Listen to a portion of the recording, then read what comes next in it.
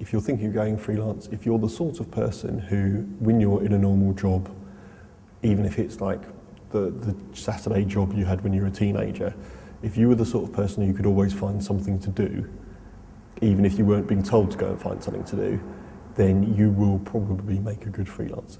If you have problems with self-motivation, don't become a freelancer, because you will probably end up not making a lot of money and getting very fed up with everything.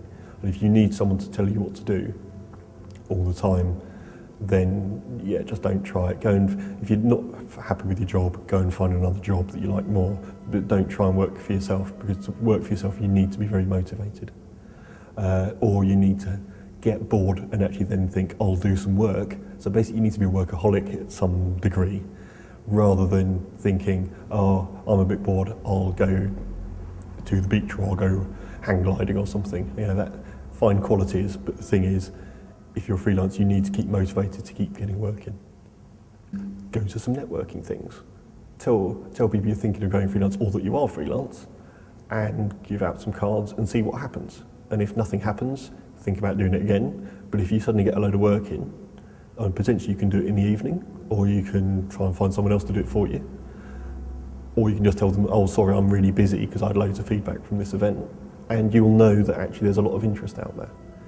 Whereas if you're made redundant like I was, that's a big splash into the pool. I mean, some of the advice is that you should have 3 months' money, living money in the bank at least before you go freelance. That's very tough if you live in the southeast of the country. Personally, I think being a bit poor isn't the end of the world for freelancing. It's very motivating. It's just kind of, you need to dig yourself out of your hole very quickly, and that is quite stressful. You have to get used to the fact that you don't know what's happening in the far future. And if you have a full-time job, generally, unless you're very unlucky, you can be in that for years.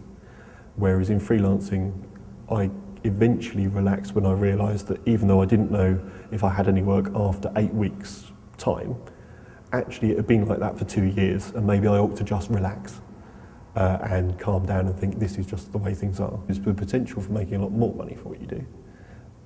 But if you're a freelance, unless you collaborate on very large projects, or you're the sort of person who can get a large project in and then outsource some of it, potentially, you could go up to London in a particular job and probably make 40, 50, 60,000 a year. As a freelancer doing that, you might be making 25, 30, 35, doing the same sort of job and potentially putting more effort in. But the flip side of that is you get the freedom, and you know your complete situation, you know how your business is doing. It's not like working for an agency or any other business where suddenly half the people get made redundant and no one knew anything was wrong. I mean, you are in control as much as you can be of what you do, and that becomes a lovely feeling after you get over the big scary side of getting work in. To stop yourself going insane, you really need to find some other people who are in your boat to go and talk to.